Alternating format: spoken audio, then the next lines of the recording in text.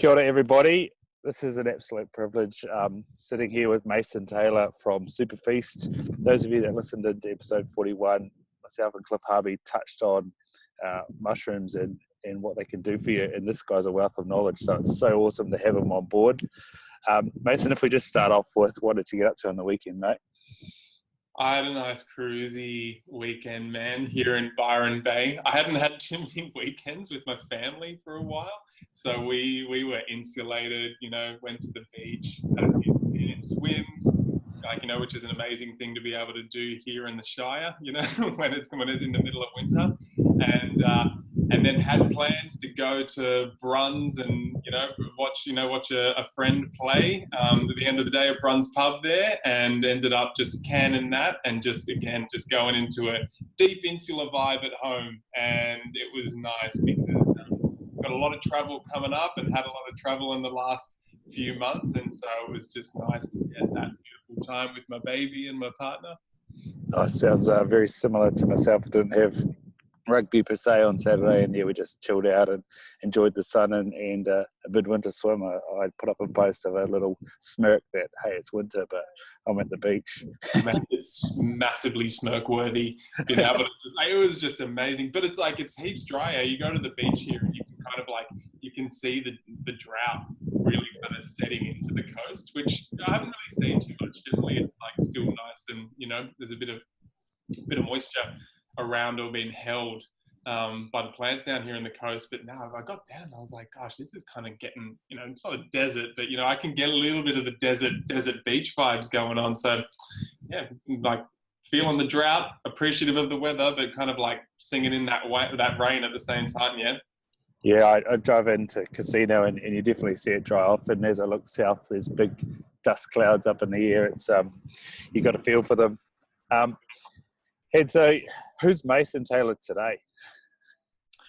Mason Taylor today, he got up early and went and got his functional workout on, and then he was daddy doing the daycare drop and went for a nice breakfast at the Roadhouse with my 1-year-old and had a lot of laughs. And today I am owner of Superfeast, the medicinal mushy business. Enjoying being really coming out of my shell a little bit more as a health educator, which I hit hard from my early 20s when I got into health up until now. I've really been doing this balancing act between super and my own personal work. Last few years, really, especially with the bubby coming along and, the man being there now for medicinal mushrooms, adaptogens and tonics, I was head down, bum up in Superfeast. But that was really nice for me and my personal brand side of things, because I realized I wanted to be a lot more dynamic, and I hadn't allowed that myself in my health approach and what I was offering in, mentoring and coaching and all these kinds of things. I didn't really want to box myself in, because it's confusing when you've got a lifestyle and you start sharing that lifestyle, but inherent in a healthy lifestyle, it's one that's slippery and can evolve.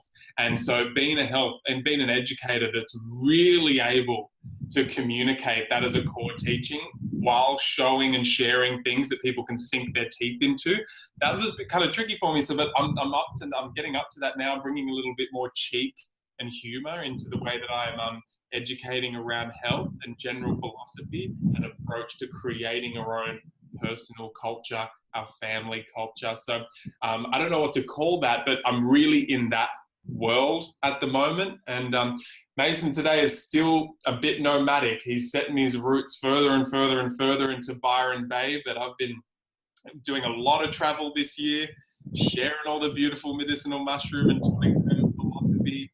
And I've got a big back end of the year traveling as well. So Mason, the family man, homely man, nomad, business owner, and bit of a health educator. Plus, we'll get to the cross-dressing later.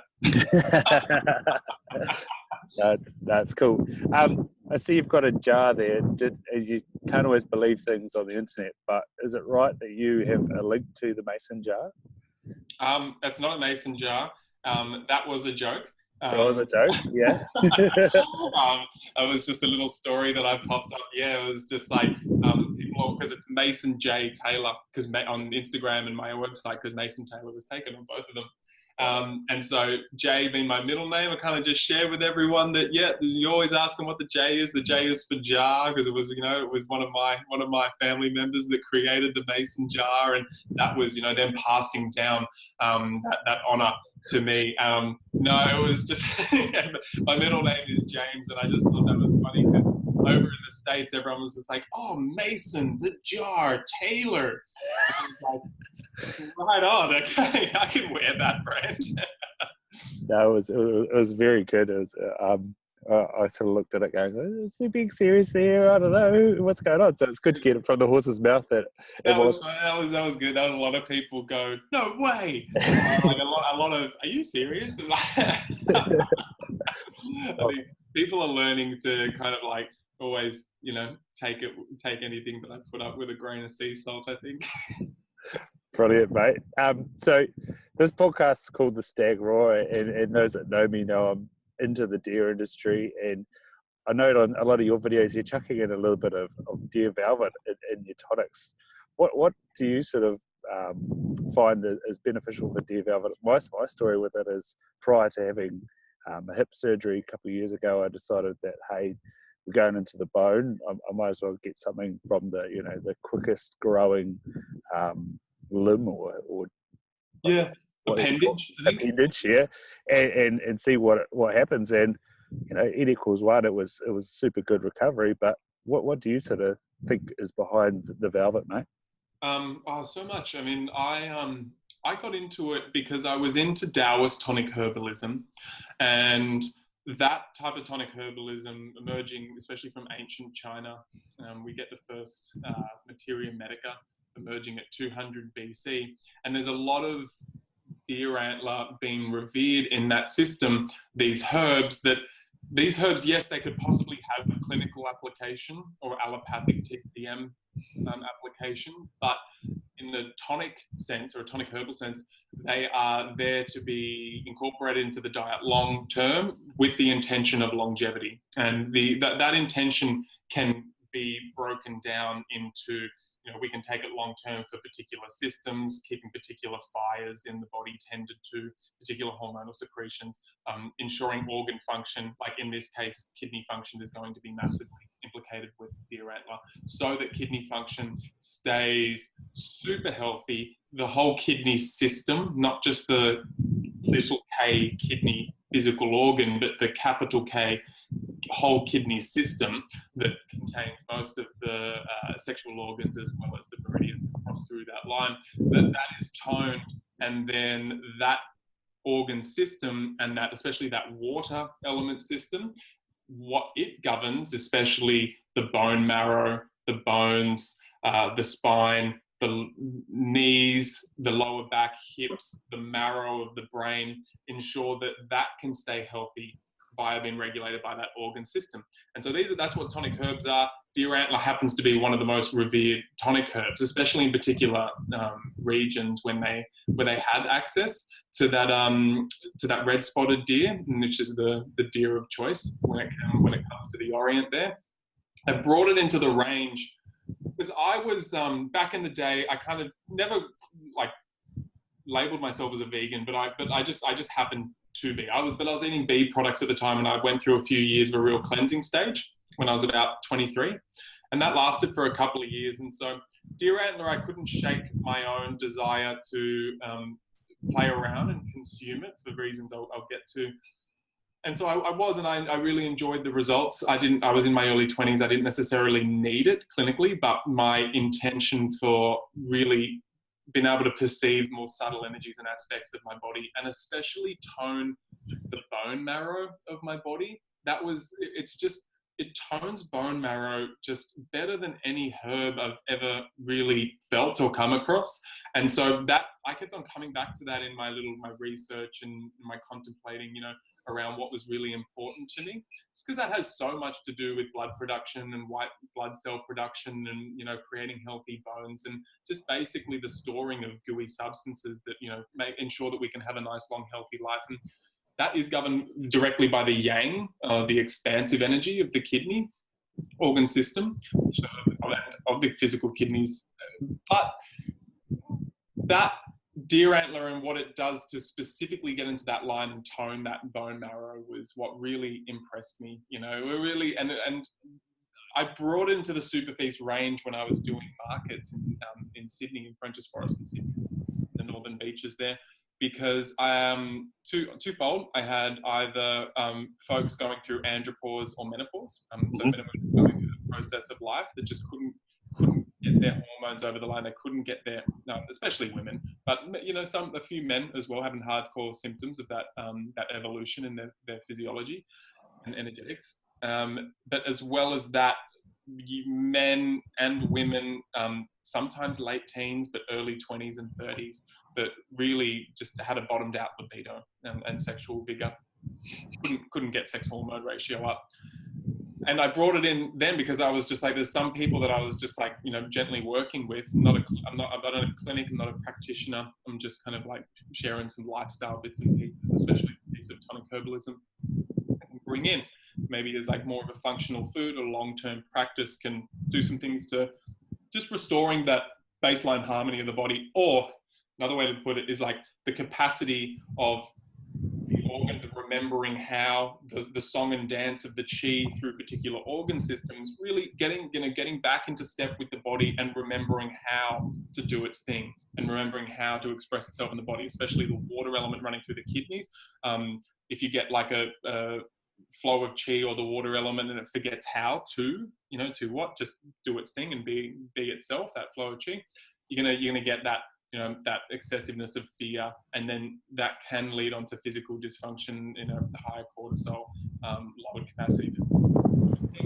And so I brought it in because they're just having wonderful results for women with menopause, and then folks who just have, you know, basically no libido, which means that they don't have foundations for health in their body, really getting onto it in that sense just to really kick it. And so I brought it in for that and had wonderful results. And that's kind of where I started, you know, really seeing its magic, you know, get out into the world. And then from there, it's been a funny one because, you know, I brought it in to kind of like show, like, no, I'm not a vegan company, because a lot of people assumed for some reason for years that I was a vegan and that I had a vegan company. And look, I'm not. And then it brings up a really big conversation around, like, you know, how is it harvested? You know, like, do other deer farmed for meat, and like, do they have to be killed to get the antler, and all those kinds of things come up. So I've enjoyed that product being in the range because it brings up deeper conversations and also shows that I'm not willing to throw the baby out with the bathwater in terms of a herb just because it's a little bit harder to market. Because I'm not in the raji-baji, like, growth hormone, you know, like growth factor, you know, like, you know, hormone growth factors and nerve growth factors and general growth factors, and, you know, get big and get gains and all that kind of stuff. I mean, like, regenerate your physical tissue, longevity, kidney function, chi function. This is like the classification of deer antler in not TCM necessarily. In TCM, it's a yang jing, it's a yang kidney tonic.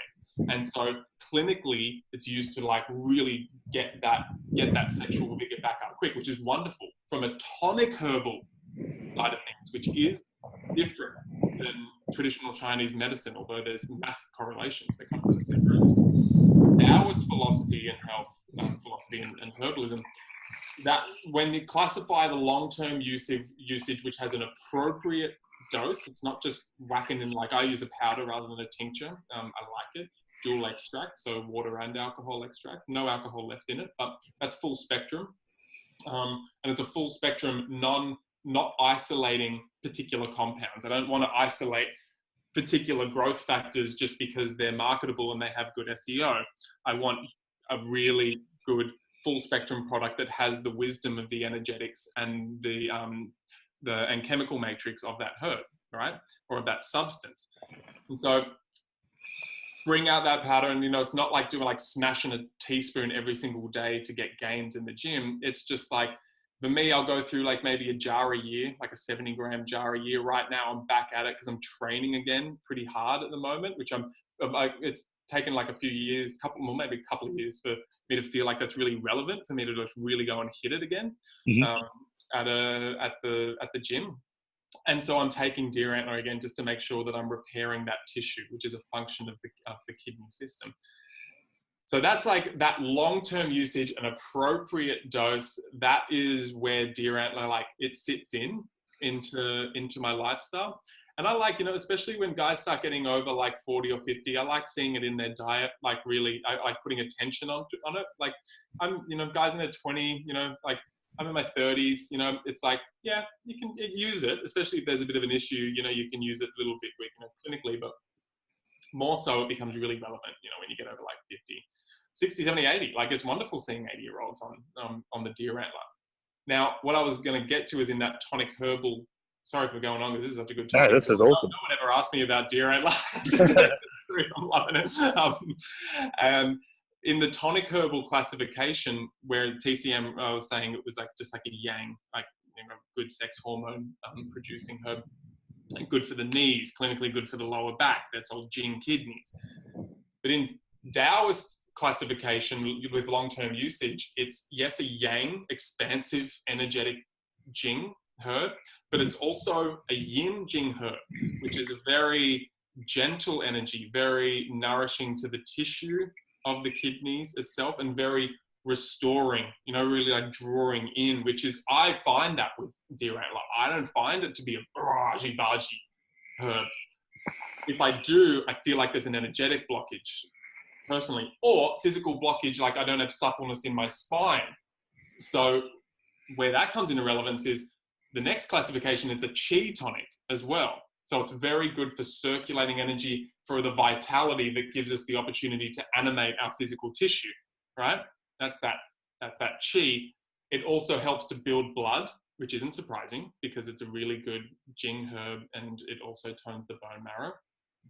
But then it's a Shen tonic, which is the classification of a herb which tones our spiritual prowess, or our spiritual potency, or our ability to have the mind be nice and calm, slippery, so that our spirit and our wisdom can come through. We can just keep on gaining good insights, keep growing appropriately, bring our best parts of ourselves out, and just keep contributing to the world. Now, that is something that doesn't get talked about when it comes to deer antler much, and I really experience like that. Like, it's not that, in saying that, it's not like more is better, but I take it like my meditative practice, or my inner contemplative practice, is really, it gets some strength, I feel, but it tests. I take it, sometimes I can't circulate, just get a creative energy if I'm not really taking the time to be still in my days and calm my nervous system. So that's all that's my deer antler rant, and I really like it. No, it's awesome, and you brought up a thought there of the end there about bringing your best foot forward, and I know that especially for the Chinese market, when it comes to grading, it's very much about the aesthetics of the shape and the sort of, is it circular? Is it got good thickness? Has it got this good conformation? And then a lot of the time they'll mix that with the ginseng, which again, they look for that good shape in the root and good conformation, good age, and again, maybe that's what comes through with the herb, that it's about being the best you can be and getting the best quality in you. Do you delve much into the ginseng? Yeah. Again, personally, I find ginseng kind of like a 40 plus. I feel, for me, I'll go through a tincture bottle of a good ginseng every year, and I've got a little stash of ginseng that we've sourced semi-wild crafted through Superfeast. I haven't got it out there yet, but I do. I'm getting ready to. So I've tried a bunch of different ginsengs. I've found a really, really nice, mature crop, that's sustainable in its wild crafting operation, and just, it's got the wisdom. That's one thing about, for me, using if you're using a deer antler, I wanted to use red spotted deer just because I was like, really, I'm in that Taoist tradition. I'm not a Taoist, but I'm in that tradition when it comes to herbalism. Really, that's where my roots are. So I wanted to use those herbs. They're not raised for meat. They've been, the wild or the farming operations for antler, purely just for antlers, it's been there for hundreds of years, and the herb's been used for a long time. That gooey springtime, I know you're with. But as we were talking about, it's the fastest growing appendage as well. Like on any mammal at that time, it can grow up to like 2 centimeters a day when it gets into springtime. I think it's around like day 60 where ours is harvested, and so we have a vet that goes in and will hold the deer for 2 to 3 days while that extraction process in a way that's just going to be as gentle as possible for the deer. I'm not going to deny the fact that it's uncomfortable, but then after the time that it's deemed safe, the antler, the velvety, gooey antler that's got all those enzymes and all those bioactive compounds and all those growth factors in it at that time when it is growing so quickly, that's when it's harvested, and then at that point the deer are released. For the rest of the year they're on a large free range farm basically, and then taking that deer when you're farming stags, it's like, as like it stops them from fighting as well and hurting themselves. So that's kind of a slippery conversation, because it's like, if we weren't getting the deer antler, there wouldn't be farms, so there wouldn't be a need for it, they'd just be in the wild. But at the same time, it's good practice for anyone just farming deer. Yeah, no, it's pretty nuts. So now going into the mushrooms, what is it about mycelium that connects us to the mushrooms and to life? I mean, that mycelium it's a magic conversation. I mean, for anyone just listening to this, if we don't cover much, I mean, there's a really beautiful book called Mycelium Running by Paul Stamets that will really, if you're feeling really fascinated by the mushies, it's a good one to take you deeper. But the mycelium is essentially, not to personify, but essentially for relatability purposes, the body of the mushroom. That is, when you get like really healthy soil, and you check out the soil and you get that like white running, if you've ever seen fascia, that like, it's kind of like that connective tissue substance. It's soft and a little bit spongy running through the soil. That's mycelium. Healthy soil, old growth forests have a lot of this mycelium body in it, and that is the body of the mushroom that's had a lot to do with the evolution of our planet. It's very ensconced in the whole ecology and possibility of our planet. It had a lot to do with bringing plant life from underwater up into the atmosphere, and preparing the soil and the biological processes, not biological process, ecological processes, so that there can be somewhat of an encasing of the, a creation of a womb in some instances when it comes to a seed sprouting, and then working with bacterium to draw nutrients from deep in the soil and the earth to the plant matter so that it can evolve, and then that mycelium or that mushroom a lot of the time will permeate the tree. And then you get them connected. Permeates that tree, mycelium runs across, and then permeates the next tree, and can act somewhat like a nervous system or a communication system between the life in that old growth forest, and also a bit of an immune system. And so, really mobilizing nutrients and compounds to help if sickness does get into anywhere in the forest. And so that's the mycelium. And then the mycelium comes up and runs up like a Duanwood tree in China, and then what will come out, again, not to personify in my mind too much, but for relatability, throw out its reproductive organ in that mushroom, or through the ground also, and then throw out that mushroom and then spray its spores so that it can reproduce. And so there's like tens of thousands of different types of mushroom spore in the soil, right? Just waiting to be activated when there's particular conditions that are available, and activates as well when it's in proximity to a seedling. And so that fractal of that connection of all those trees in that forest, and that capacity to modulate immunity and modulate communication in different areas and different kingdoms and queendoms in the ecology, there is a bit of a relatability internally to our world. If we consume, especially culinary mushrooms, yes, absolutely, play a part, but that's not really where I sit, and like, I've got them in my diet, but I don't focus on them too much. I focus on the functional mushrooms, the medicinal mushrooms, generally tree growing mushrooms, either on living trees or deadwood trees. And when you take those, they are particularly high in compounds like polysaccharides, and more specifically that polysaccharide, which is a long chain, like a bitter sugar. Beta-glucan is a particular unique type of that polysaccharide that the medicinal mushrooms are really high in, and really high and unique. beta-glucans. And those polysaccharides have a lot to do with the nourishment of our extracellular fluid and our connective tissue and our fascial tissue. And it's one of the reasons why when you take mushies like, chaga and reishi, whether you're taking an extract powdered form like we do at Superfeast, or a really good tincture, or you're getting them yourself wild and preparing them that way, but generally you're going to need to extract to get past that layer of chitin, that fibrous layer, and draw out the immune medicine and that connectivity medicine, which is just something that doesn't really get spoken about too much, is the role that those particular polysaccharides play in our connective tissue. And that connective tissue is really unifying all organ system to system, and also being like a bit of a crossover of different types of energies running through the body. It's where a lot of photons and magnetic pulses move through. It's correlated with the meridians of the body. And so if that's healthy, those communication highways are healthy, you're going to find the immune system's a lot stronger, because pathogens, fungus, off-gassing from bacterium aren't going to be able to pass through the body. You're really going to have a strong webbing in through your fascia, especially if you're combining that with a dynamic stretching practice.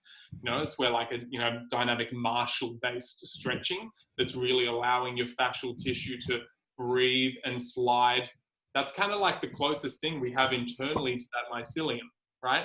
And that's one of the reasons why I think a lot of people just never know what medicinal mushrooms are going to do. Sometimes when you put them into people, they just feel wonderful. Like they just feel connected. That's what I felt. Clinically, it's like, immunomodulators, if you've got a deficient immune system, you get onto them. It's wonderful, and I got onto them and felt like my immune system coming back online, and felt more protected and in perception of my immune system, which was very bolstering. There's a lot of sovereignty in getting some perception of your immune system. Not that I was like all of a sudden bulletproof, but just a bit more in the driver's seat. It's like having perception of when you're getting a bit stressed before that stress has really affected you, or before you're exhausted, right? You can catch it. The same immunologically. It's just one of those things with tonic herbs and medicinal mushrooms in particular, or a type of tonic herb, that you take them long term, you feel things internally, and nothing will take away the fact that you've started to perceive and feel your immune system. Right? You've got that for life, and that's the long-term benefits. One of the long-term benefits, as well as you take them long term, your immune system is just generally going to get more and more badass. Your viruses, your antiviral capacity of your liver is going to get more and more badass, because they're all hepatoprotective. And then it also feeds into the nervous system and into the chi highways of the body, ensuring that we're really accumulating a lot of chi in the cells and our organs. And that's like that mycelium. It all starts with that mycelium, because that's the majority of that mushroom world, is that mycelium world in the old growth forests and in these places where real wild ecology still exists. And we've co-evolved with this whole species, both culinary mushrooms, psychedelic mushrooms, but yes, the functional mushrooms, right? Chaga, reishi, lion's manes. You look at the research that's emerging, and especially I'll probably throw another book out there, get everyone to just keep their eye out for Christopher Hobbs' new edition of the book Medicinal Mushrooms. He wrote the original one, I think, in 1986, the year I was born. Deep. This guy's deep in the research. He's a mycologist and a herbalist. He's deep in the cerebral world, but then he's off with the fairies. Really off with the fairies, and bridges those worlds back in 86. And so now they're all getting trendy and and shit, which is great. I've been had Superfeast for 7 years. I've been personally onto the medicinal mushrooms for 8 or 9 years now. But at the same time, I'm still a baby when it comes to it. And I think it's important to remember that when we're dealing with all these natural substances, not to get caught up in too much of the fattiness, because mushroom coffee and adaptogenic coffee is really super Instagram trendy right now, and that's great, but it's important to take it off the pedestal and just get very practical where it fits in long term with our personal culture and lifestyle, and in our home and in our kitchen. and in our apothecary. But the way, what Christopher Hobbs will bring out in his new book is all the research coming through. He's really collated it in just how we're seeing, like, you can't mistake the fact that it's a co-evolution with these particular tree mushrooms in terms of the way particular pathways in the immune system work, and especially particular receptors are designed and set up. And so there are receptors within the deep immune tissue in which, very uniquely, macrophages will need to gobble up beta-glucans from the medicinal mushrooms. So that's why it's important to extract in the digestive system. But they're not treating them so much as a pathogen, but they're kind of like unsure of what they are, and they'll take them into the deep immune tissue and then metabolize them, release them, basically shit them out in the deep immune tissue, like where that's like, considered more of an innate immunity, constitutional immunity, hard to get to, hard to nourish. But medicinal mushrooms get in there and hit these receptors, seemingly perfectly designed for not just the beta-glucan, the metabolize, like digested, sheathed polysaccharide beta-glucan that's been in that immune cell, hit that receptor, and then not just activate or increase immunity, but allow for a constitutional line of the immune system to be activated, so that the immune system can then regulate itself better, provide a nice array of dendritic cell action thanks to that receptor being filled or saturated ideally.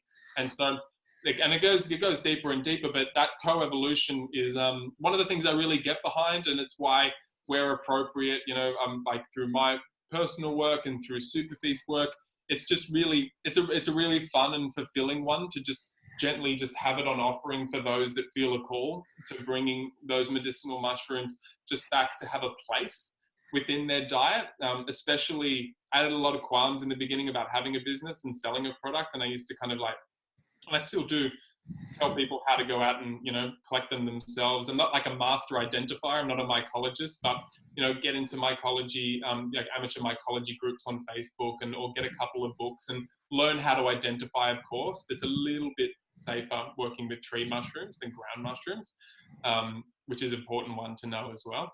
But you can get some identification going pretty quick, wherever you are in the world, and find some pretty amazing immunological mushies and go and do your own harvesting, dry it, turn it upside down, dry it in the sun so that ergosterol can be transmutated into other compounds, soak up that vitamin D, become a high carrier of vitamin D2, so on and so forth, and then extract it in water and teas and alcohols and whatever else you're wanting to do. I've got a chaga extraction in cacao butter just out there. I put it on my face and put it on my baby's face, or I'll use as the fat component of a tonic, or coffee, whatever it is. But for a mum of four, like, I back in the day, I used to kind of like be like, oh, it's uncomfortable. I'm like, oh, Trish, you've got like, you've got turkey tails there in Lane Cove National Park. You can go and like, and she's like, oh, mate, not like 4 kids. 4 kids. This would be like 4 kids, 2 autistic, full-time work, me and my partner. Not happening. Just like, give me the effing powder. And I'm like, okay. And so that's where the relevance of Superfeast really kind of started settling in for me, when I kind of saw that, whether it's, there's like executives, mums, dads, teenagers, students, parents, people just like how I was, just like a guy running around just like really looking to explore how I'm going to get my body into a state where I feel comfortable in it, like it became very relevant. I didn't have, I'm living in a city. So it was like relevant for me long-term use to kind of like bridge that. But then my job was to ensure that I'm communicating the depths of the practice when it comes to medicinal mushrooms, or any of the other herbs that I work with, because they're not just mushrooms that I work with. I work with tonic herbs, but a big part of that is the medicinal mushrooms. Ensuring that that's just not like another thing on the list. Like if you take your medicinal mushrooms, good, you've been good. Tick off the immunity off your list because you've done that for the day. But rather like how is the intention going to be relevant and sustainable, that you're going to do this for years and decades, right? In a way that's not just attached to one brand or one outcome, but just rather working in more of that gooey intentional you know, a real intense space that is necessary when you're creating a culture for yourself. It's not like, that's like grandmas and grandpas, you know, back when, you know, it was just like a little that folky remedy, you know, that they just like throw a cordyceps or a reishi into the stock while they were cooking up the bone and vegetable stock and have the mushrooms brewed in there. That just became a lifestyle flow, right?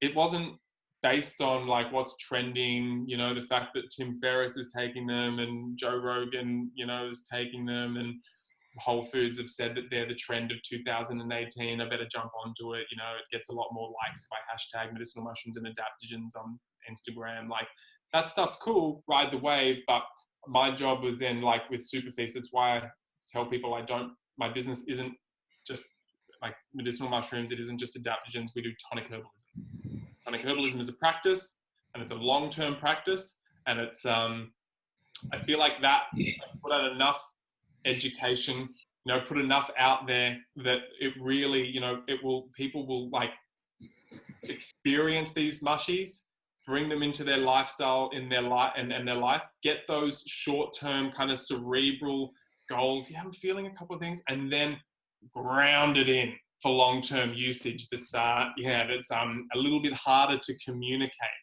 more, you know, more sensory in a sense, or, you know, that's kind of been my challenge and my job over the last couple of years, and I've really enjoyed it. No, I think that resonates really well, and especially, you know, a society that looks for a pill, or like you say, ticks the box, and to go deeper and to go inwards, so that then you can flourish outwards, is something that I think the work you do and why your channel's so, you know, intriguing and exciting. And I love what Superfeast bring to the table. Like I say, it's a different way of looking at things. It's going back to what are we as humans, and what do we do? You know, we don't just run ourselves into the ground and then try to play catch up by, I'm doing this, I should be good. Yeah. There's too much of it, eh? Like, and really, it trips me out, because preventative health is such a funny one as well, because it's just like, oh, just take this for like the rest of your life because it'll prevent you getting sick. It's like, well, okay, well, but how do you bridge that not being ambiguous anymore? And that's where just like the constant sharing of information. Like, I'm just like on Instagram answering questions like nonstop. My crew are constantly on the phone to people, you know, talking to people, like just helping bridge that, you know, because in the beginning it's going to be like, I want a pill, or I want the mushroom to, you know, help me do something.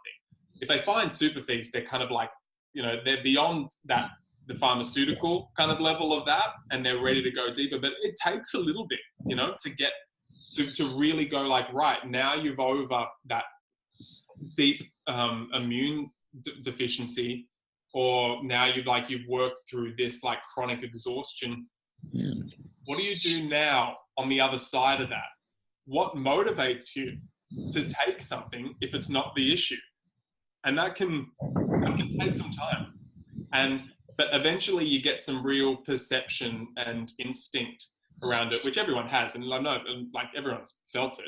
I'm sure everyone listening to this has felt it. But I personally constantly need a reminder of it, to kind of keep on tuning into that space, because it's like, you know, it's like meditation or going to the gym. You know, it's not going to be it's not going to be 1 week smashing it. It's going to be like a consistent practice to keep nice and strong that area.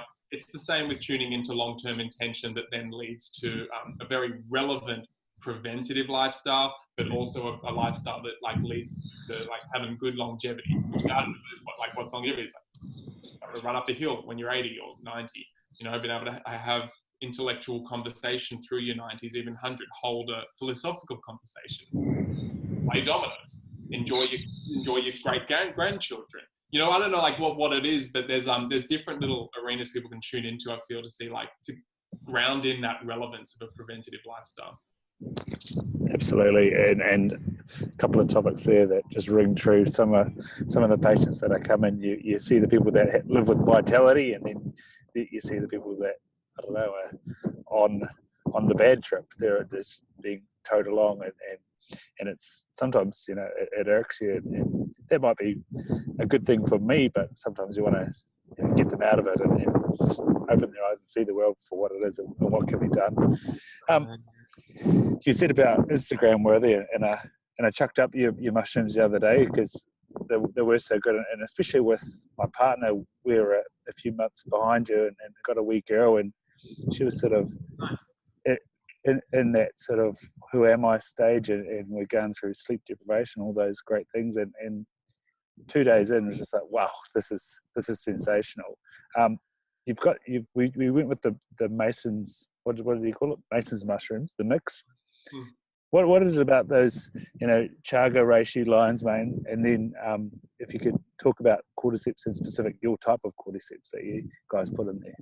Yeah, so like it's kind of got like a Mason's mushrooms. I think it's been like 4 years now of Mason's mushrooms, and I developed it as a blend. It's 8 mushrooms in particular, just because when you get I have all the individual herbs, right? And I just found at some point people were like, well, either I want all of them, or I'm not sure. And the intention was not better or worse, just a little bit more general. It's like, sometimes when I'm traveling, my intention's a little bit more general. I'll take the Mason's mushrooms rather than working with individual mushies. And so that was why I created it. It's been very useful for a lot of people to have that. Like, I just want to work with the medicinal mushrooms.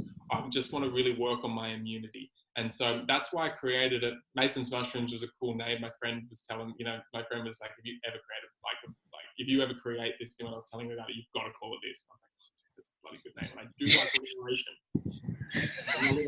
And so the 4 primary herbs, so basically the 4 primary herbs, big doses, and 4 supporting mushies, smaller doses. And the primary herbs are chaga mushroom, reishi mushroom, lion's mane, and then cordyceps, as you said. Chaga, very interesting mushroom. It's like the research coming out of it right now. It's a big black charcoaly sclerotia that grows off mostly birch trees. And then we research, it's mostly mycelium, so the body actually coming to the outside, and then like 10% like mushroom fruiting body and even that, in that sense, there's like some compounds in there they can't really identify as mushrooms. So very unique herb. It's a very, very potent adaptogenic herb. It's a very, very strong modulator of the immune system. It's quite yang in terms of the way that it unifies the immune system to really gain its capacity to consolidate all its energy and then boom, get ahead of a virus or get ahead of a bacterial or fungal infection. Very useful against candida and fungal infections, which is something a lot of people need to hear about these wood-growing mushies. It's not the same as the soil-borne mushrooms that people say to avoid when you have candida infections. Basically, that being an infection because you have a suppressed immune system.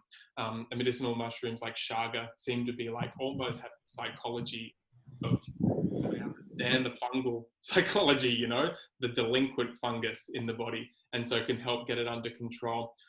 Especially very, very unique beta glucans that especially help support the immune system around the thyroid, in the skin, toner of the pineal gland.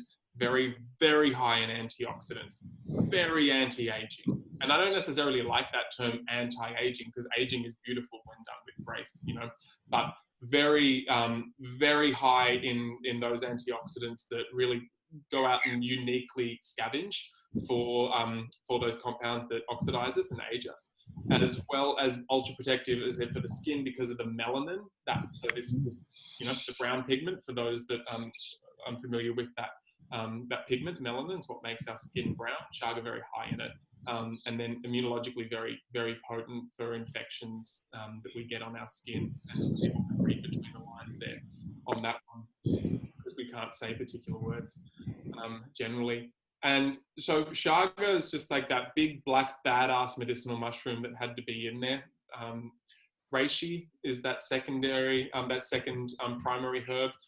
Very beautiful feminine herb, very yin, very amazing for the nervous system, really helps tonify the nervous system, and with that calm the mind and allow the mind to unify with the body a lot more. So in Taoism, it's classified as a Shen tonic, a spiritual tonic. It's the primary classification. I was just talking with a practitioner of men's health before, and I was like, reishi, and he's like, yeah, like I love reishi, use it as an immune modulator, and I'm like, yeah, awesome. That's where most practitioners will use it, as an immune modulator. He's like using it a lot in autoimmune conditions, right?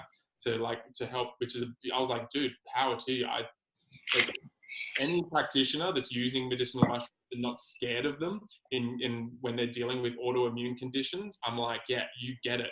Because it's not just like the fact that, oh, it's an adaptogen, therefore it's okay in autoimmune. That's not the rule I'm going for. And I'm not like that. I'm not off the planet when it comes to how gentle you need to be with, as a practitioner or dealing with autoimmune conditions. But the fact that they've gone beyond the TCM classification or the Western herbal classification, that it's an immune stimulant, right? Therefore, that's in the Materia Medica, it's an immune stimulant, that's its classification, we can't use it in autoimmune condition. Autoimmune immune system is attacking itself.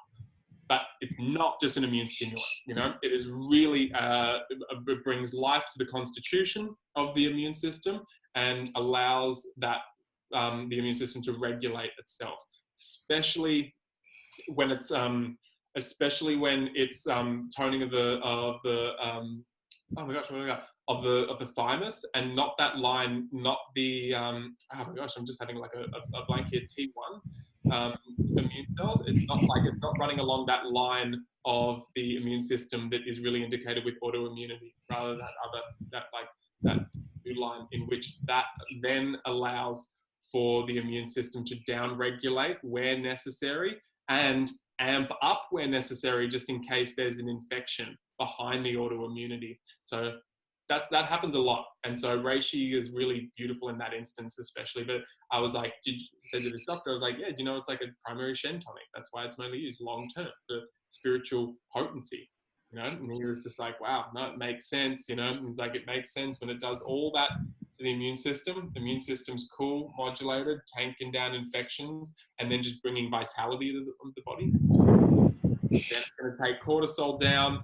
It's going to really get that HPA axis, that hypothalamic pituitary axis flowing, and get those two hemispheres communicating. He's like, no doubt the spirit's going to be coming through.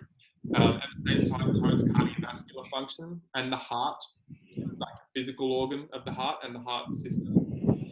Amazing research. It's a cardiovascular health and reishi onto PubMed. It just blows your mind, in terms of markers up in this person, down in this person, It's just like, wow, that's an adaptogen, man. And in that sense, natural that it's a spirit herb when it's that potent of a heart tonifier.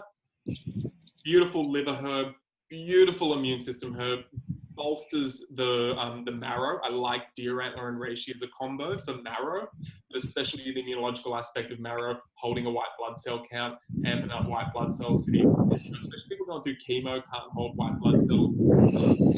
Eating transplants, reishi is really an important one. I've seen it really work for a lot of people and lifting those levels up. And just and it's like taking it like just that little bit further. Viral load in the liver. Amazing herb for when you got a viral load in the liver. And so that's that reishi component, there's like the beautiful consciousness, like activating herb. And I'm not just talking about like Byron Bay consciousness, like consciousness of, like the liver of your immune system, like of your heart, like whatever consciousness is, that kind of knowing how of various elements that we were talking about, like the knowing how the fire element is that heart system. And lion's mane, far out, a lot of attention, and rightfully so at the moment. They're calling it like the smart mushroom. Beautiful in the sense that people have been able to identify, especially the scientific community, have identified just how much it's got going for it in terms of nerve growth factor. And so it's been used a lot. At the same time we've discovered that, and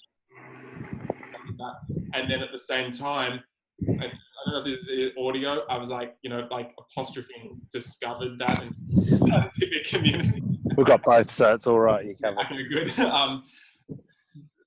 Just what it can do for regenerating the nervous system and nerve tissue and brain tissue, and fortifying brain tissue, and neural cells, and grey matter where the neural cells lie, and white matter where the synapses and the connections between neural cells is created, and what it does for aiding in the flow within the brain, on-site immunity within the brain to help with such things as encephalitis virus and infection within the brain. And a lot of this all comes down to like when we've got like what's coming to light is how much neurodegeneration and dementia and Alzheimer's we have. And it's freaky. It is freaky. You know, we've watched a couple of people go down with it, and lion's mane just seems to be a beautiful nurturer of that whole system that's affected.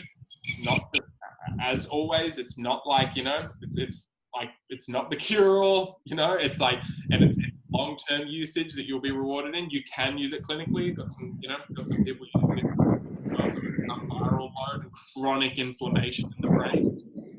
But long-term usage, beautiful herb for repairing nerves, and any nerve stuff going on, like for sure, get onto that lion's mane. It's like, of course there's a big protocol, but like it's such a primary one, and the research and just how effective it is in aiding the body and regrowing nerve tissue is just really beautiful. And I like seeing that herb out there. We got students, like uni students, and actually some students in like doing HSC and that a couple of years ago. We don't run out of herbs now, but we did. Oh, sometimes we do, because we're a little growing company, little family-owned company. A couple of years ago, when we were like running out a little bit more than we should have been, because we were just like couldn't handle the demand. We'd run out of lion's mane. I think we only did it once, and it was just before uni exam time.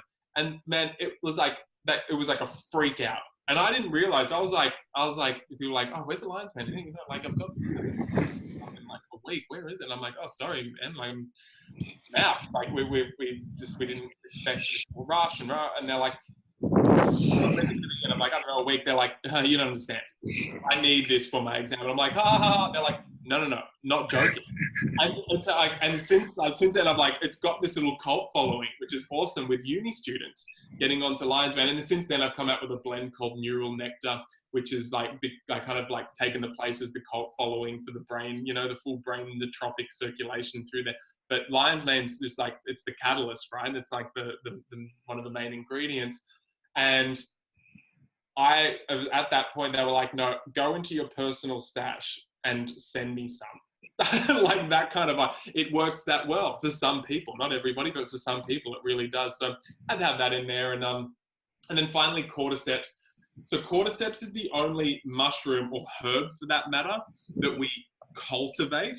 In that sense, like all our other herbs are either going to be completely wild harvested, which is chaga. It's possible for wild harvest. There's an operation on Changbai Mountain in China, very old Taoist mountain. Taoists revere the mountain, but it's a very old, beautiful mountain in China, pristine area there, that we were able to do a complete wild harvesting of the chaga. That's why it's like very badass herb, that one. Or Shazandra, we can do wild. Our turkey tail, we can do wild. But others, it's not sustainable as a wild crop, so we do semi-wild crafting, in which we'll grow it with minimal intervention, but still in the wilderness, and we'll still circulate where those growing, where those places are in which we're growing, so it doesn't really decimate the soil. Cordyceps, it's not a sustainable wild crop. It's also too expensive to be commercially viable for people that want it, and so we use the CS4, which is quite a well-known, style of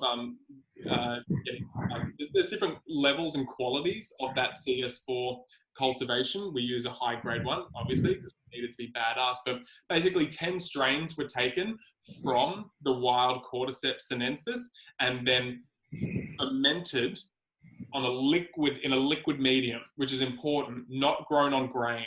I'm not for growing mushrooms on grain. It gives a false read of those beautiful immunological beta-glucans we were talking about. It's not the natural food of the mushrooms.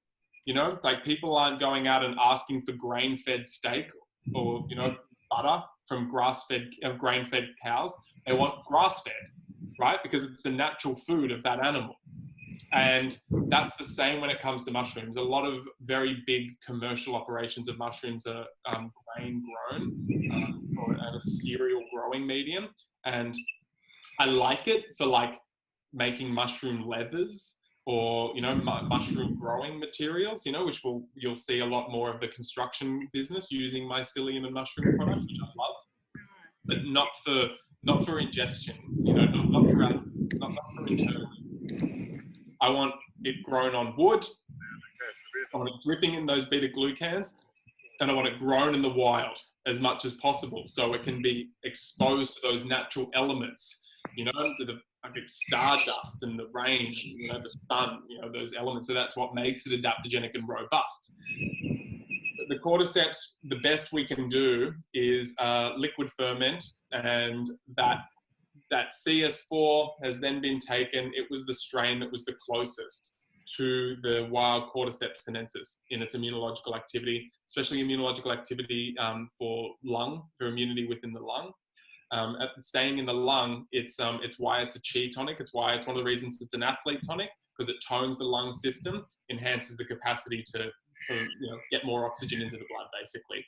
But then it's also the real Jing mushroom in the blend. In that sense, it is kidneys, adrenals, treating exhaustion, you know, weak knees, weak hips. That's that Jing kidney energy. That's that baseline energy of our body, Jing energy. That's our genetic potential, our stamina, our power, all those kinds of things. And that's that cordyceps. Beautiful herb. Amazing herb. I love wild cordyceps. I'm gonna that'll be like, you know, part of my superannuation is having some wild cordyceps, you know, stashed away in a tincture. But I really rate, you know, there's like for what been the best we can do in getting it to market. I rate it. I get a lot of good results from it. And then just the 4 supporting herbs, which aren't just herbs, you know, beautiful shiitake, you know, that's like that incredible immunological herb, like far out, potent, lifting, not stimulating in a sense, but you get that sense because it's such a chi tonic, you know, it's such a circulating tonic. You get so much capacity to mobilize aspects of the immune system around, get into little crevices of the body. Maitake, another powerhouse. You know, the big things that I want to be able to say about maitake, we can't say because we've got to kind of dance around regulations and what we can say about them, but people can read between the lines there in maitake and what it does it nibbles away at like little fibrous little pockets in the body that have infection underneath. Really beautiful for that. And then agaricus. Agaricus is a nutritive powerhouse, you know, it's just like basic nutrition for the immune system. And then poria brings it up the back end, and poria is just amazing at transforming dampness from the spleen. It's an incredible spleen chi tonic and circulates there and gets the digestive system really cranking them. And then all in all, like they're all like together, that's an amazing gut healing protocol at the same time. There's a lot of those polysaccharides, more specifically the beta glucans, they're prebiotic for the bacterium, and so amazing food for the for our microbiome, for the bacteria in our microbiome. And then at the same time, there are on-site lymph-based receptors that those polysaccharides are nuzzling into. Again, just seem like from the mushies, especially perfectly designed, or like the mushrooms just like absolutely can saturate those receptors. A lot of beautiful activation of on-site immunity within the gut, which I feel is important. If there is infection going on in there, it's a big piece of the puzzle. And one of the reasons I think they're so popular right now is because they're so good for the gut. So yeah, that was my long-winded way of explaining Mason's mushrooms. No, it was excellent and really gives you an idea of why just like that you start to get a completeness about yourself, and it was interesting about, you know, bring up that spirit again, especially when you run down with not enough sleep, that you find yourself again and you operate the day with a bit of clarity. And you bring a lot of vitality and excitement around it. But what's some periods of this journey? You said 7 or 8 years with the company that have been really tough. I mean, like I've got a story about myself that I'm a creative. You know, I'm kind of and you know, got the Gemini vibes going on, that I've got like 12 projects going on at once and I'm not necessarily completing any of them. And just as I'm, kind of getting close to completing one thing, I want to go and start two others. And so I've done that a lot over the time of Superfeast.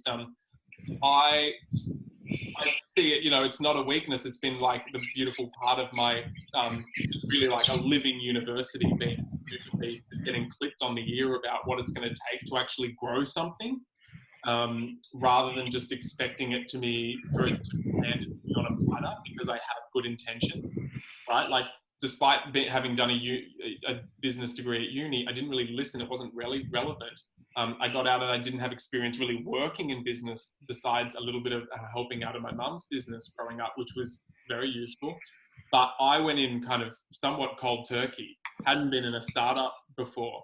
And so I didn't realize just how much of how many beautiful, repetitive actions, how much dedication it really takes to build something like this. And it took me, it took me 4 years before I kind of really started to see this feeling of being, trapped in a business. Well, I'm like, what am I? Like, I kind of like, I felt trapped. I don't have creative expression. No. It's like, it's such a story. It's such a story. That's not true. You have all the creative expression, but you're just going to have to really get in and kind of earn it a little bit. Head down, bum up. What's in a if you don't want to do it, you don't have to do it.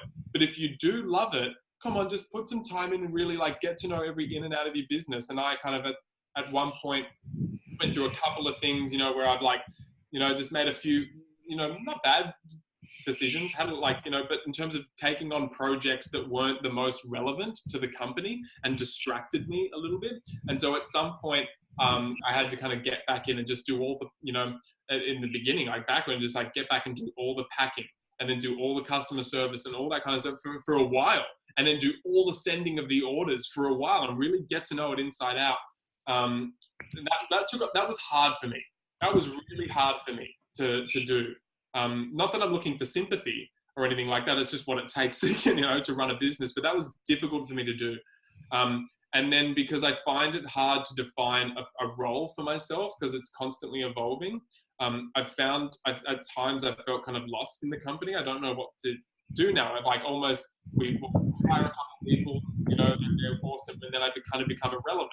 And I kind of got scared almost of really allowing myself to explore my creativity because before it had stung me and taken me too far off, off center. And so now I'm kind of getting back into a place. So this seems a bit waffly. It's still a little bit conceptual in my mind. But I had to stay really humble. To just make sure that I was practical.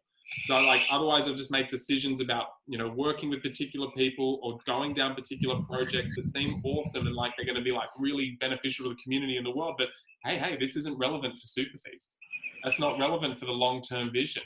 Stay humble, you're not saving the world here. Get over yourself, mate. And now I've had to my challenge in really working in evolving my role within the company and define that somewhat. And so that's been a challenge, but a beautiful one.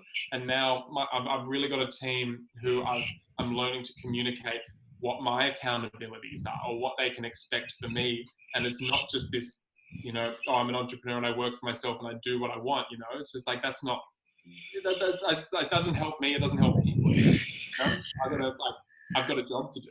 And so it's been a challenge for me to get here, but I'm kind of getting there. Nice. So you said two really useful words there: the story and whether or not it's the right story, and the vision, the thing that drives the whole company forward. Mm-hmm.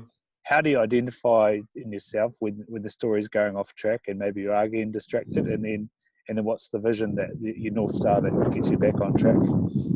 Yeah, I mean that's how to identify it.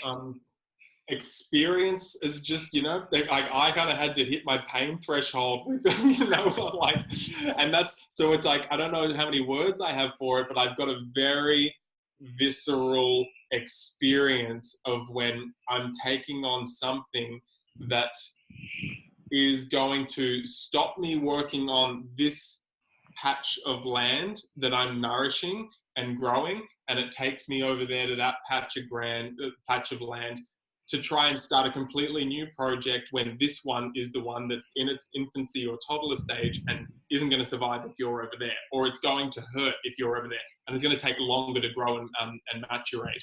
That inner feeling, if it's coming from boredom, like, or I'm starting, I just want that feeling of starting something new. I'm addicted to that feeling of starting something new. I've been able to identify that, I think, now in myself. And that's my first one. And then keeping on track with the vision. I mean, I'm such do this, and I'm going to do that. And oh my God, look at this vision. Like, it's like, which I can still talk about when it comes to Superfeast, but I needed to humble it and be like, dude, like, we're doing it. Like, keep on going. We're doing it. I don't need to start anything new. I have many projects I'm going to go and take on, right? They're either on the back burner or being slowly worked upon.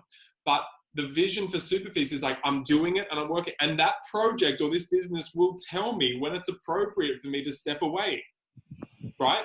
Based on based on the systems we've got in there. And I'm lucky that I'm working with my partner, Tani, because she's actually got experience in working in businesses. And she basically runs the company. Like, that's like, we run it together and we make the decisions together, but she's in there really like as an acting CEO, working with our staff and making, like, just instigating big internal projects and that kind of thing, and making calls. She's got good instincts like that. So I'm not sitting here saying I'm the one that built Superfeast. It was like a huge effort it took many people, and it took a lot of collaborating. But yeah, that vision, we're doing it, and business will tell us when it's appropriate. And and my me having the vision to have a really nice life, and I've got the travel and all that kind of stuff, but it's more about like laughter and feeling happiness and not stressed. But I'm all my obligations, like with my family, you got a seagull friend there. Yeah, I was about to say, we've been interrupted by some locals. Sorry. Like, chips? Yeah, no chips, mate. I've got social responsibilities. I've got family responsibilities, and those things. They're the things that I'm tempted.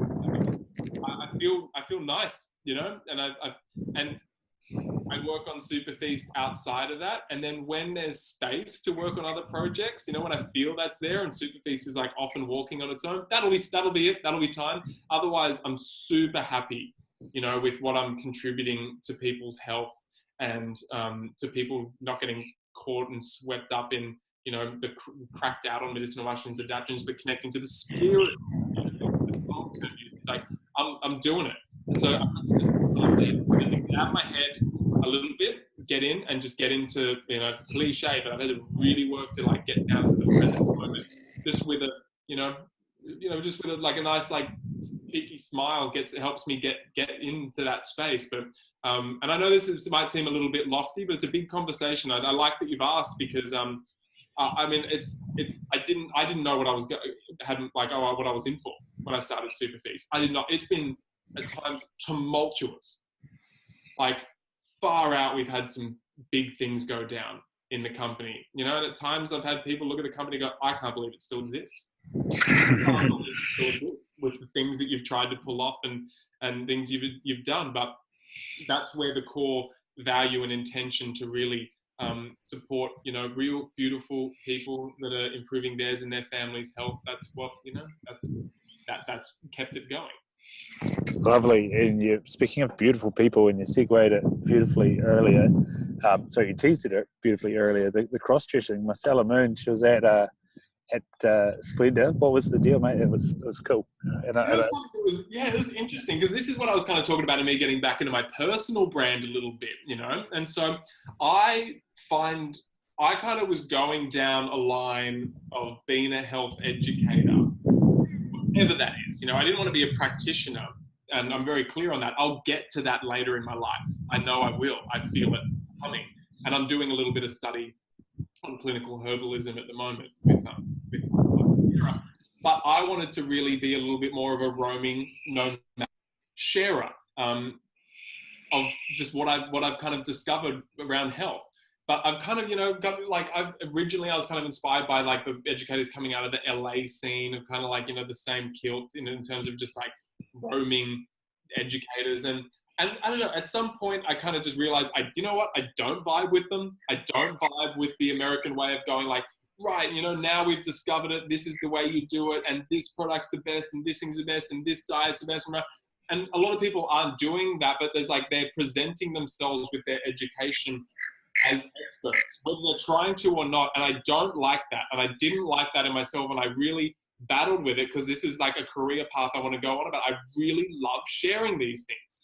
I really love sharing these things that help people refine their own lifestyle and diet and culture and get themselves really, super healthy. But I just didn't want to be like any chance of people thinking that I was like thinking that I'm right, or that this isn't like a dynamic conversation. And so I had to start bringing cheek and comedy into my brand, just so people could realize, don't take it too seriously now. And so, I mean, at some point, I wanted to be really sharing some inspirational messages, right? But they're so wanky, and I'm like, but what really made me chuckle was doing it as a young woman called, it was like came out with Marcella Moon, who's like, kind of, she's like a bit of a social influencer, and she's like, maybe a little bit into astrology. She's living her best life, hashtag entrepreneur, living my best, and sharing it from those spaces, and kind of in that sense where I don't even know whether I'm serious or not, and so I was just talking about it for a while, and then I just bit the bullet and I took one of Tani's. I was speaking at Splendor as Mason, not as Marcella Moon, at Splendor in the Grass, which is cool. And so I went back on Sunday night with a friend. Tani was at home with the baby, and I took one of Tani's dresses and bought a crown and got all glittered up and unleashed this character, Marcella Moon, and my photographer was there, and I kind of knew he'd be around. He was there, and so I just brought her in, and I was just like, hey everybody, Marcella Moon here. I just want to let you know that, you are the best, and that you don't have to apologize for being you and living your best life, and I want to empower you and inspire you. And I'm in Splendor, baby. And I'm going to workshop the voice, but then got some good snaps and got a pretty good response. And, it was just like, I showed my mum. My mum's got, she's like, still a bit of brain damage from her aneurysm, and she had half her skull taken off and titanium plate in, and atrophy on the right side, and aphasia. But I put up a story like a couple of weeks ago when I was in Sydney with her, showing her the video of me doing this, and it was like I've never seen her cack herself more, and it was just like that. It's like enough rewarding. Just I want to get laughs out of people. I want to just I do want to inspire people, and I was like, and then I've come up with if people go to my Instagram, Mason J. Taylor, you'll see there's a couple of posts where I have a little bit of a rant, and some of the things I really mean, but at the same time, don't take it too seriously, because I'm also really, I'm not having a dig or having a go, but I'm really like embodying a type of social media persona that is somewhat self-absorbed in terms of don't apologize, you're not enough, or you are enough, or which I don't inherently agree with. But if you look at my whole body of work, you will see that it will balance itself out, where I'll be like, just don't apologize for who you are, surround yourself with people that lift you up, which I do agree with. And then you come back to myself, which, maybe I've got a little bit more cynicism. It's like, all right, get over yourself as well at the same time, mate. I'm hoping that it balances itself out. And I've got a couple of other characters up the sleeve, and I've got another 4 characters actually for a Superfeast marketing campaign coming out at the end of this month, which I'm really looking forward to launching as well. That'll be pretty exciting. And we're talking across the computer here, and one of your posts was about balancing it out. These are awesome tools, and social media is an awesome tool, but as I said, without becoming too obsessed with the fact that oh, it's a great tool, but oh, it takes all your time, but oh, it allows me to grow my brand. Oh, but I'm obsessed to my device and I can't put it down. What are sort of the things that you use to balance it out? You've got the blue filter sometimes, you've got an infrared sauna sometimes, you Oh, yeah. bounce up and down and handstand. Little gadgets. Yeah. Yeah, like, look, nothing beats time in the wilderness for me. It's been like, I like my body surfing. I like my time. I've got a friend that's got a property outside of reception and, like coverage and Wi-Fi and like 4G and all that kind of stuff. So that's my number one. But when I'm in it, I like, Blue Shield is my a little like EMF protecting device, with people can research that. It's not necessarily EMF blocker, but it puts out waves based on Tesla technology that the cells and your circadian rhythm can attune to, which is because generally our circadian rhythm or our cells will just attune to the EMF because there's not enough natural rhythm around. And so that Blue Shield is designed to give us some natural waveforms to attune to. Stay healthy, not get into EMF vibes, stay on natural wild vibes. I do occasionally wear my orange blue blocker glasses when I'm at night if I'm on the computer at night or I've got a big day in front of the computer. I think that's useful. I think having a lot of plants around the house is probably the most useful. When I'm traveling, I kind of forget, but a lot of the time, but I try to really have a beeswax candle around me if I'm in like Airbnbs and things, because it just kicks off so many negative ions, and I really value that in my space. And just having a bit of fire in my space, you've got to be careful, obviously put it out. My infrared sauna, as you mentioned, is one of my absolute all-time favorite things. From when I had absolutely no money, I would found a way to have an infrared sauna. And luckily, my first one was my mum just passed on to me because she used to have one at a clinic. And so I was at one point, I just had a backpack of clothes, and made a mattress. And I was looking for places to stay, but I also had a sauna. And so I feel that was all my possessions in the world. And that's just beautiful. That's such a great immunological mobilizer. Those EMF waves in the full spectrum, infrared saunas especially, what that does for the metabolism and the cardiovascular system, and drawing out deep insidious toxicity through the skin is magic. I really love that as well. And that's they're my little gadgets. I got my crystals as well that I carry around with me, and my orgonite things that I take on the plane, shaped to specifically protect from the plane vibes. And I use a parasite zapper, the Don Croft Terminator 2 parasite zapper here and there as well, just to put those waves of energy through the body to zap or paralyze any parasites that are running through me. I don't rely on them, but as you said, balance. I like circulating because I want to feel like I'm in control, not just relying on the gadgets. Wicked. Where do people find you? Of course, Mason J. Taylor, as you said. Yeah, Mason J Taylor on Insta. I'm getting more and more prolific on Insta, so that's a good place to find me. Facebook as well, Mason Taylor. My website's there, Mason J Taylor. I'm looking to start. I'm going to get back into that pretty hard. Keeping the website nice and fresh. It's been a while since I've given it some love, but you can sign up for the newsletter there, and I'll put out good content, there, here and there. I've got my podcast, which is the Mason Taylor Show, which again on a bit of a pause, but there's good content there to go back through. And then Superfeast is where a lot of my attention is on these days. So superfeast.com.au. And I also run the Superfeast Instagram at Superfeast if anyone's got any particular herb questions or just wants to check out what we're doing there. That's how you find us. All the pipes, all the social pipes. No, wicked. Thank you so much for your time today. It was really awesome to have you on. As I said, we touched on mushrooms, and it was I need to get this guy on because he really knows his stuff, and I love your content that you put out there. But have you got to ask of our audience, or a thought for our audience, or even a quote that you sort of live your life by, something like that?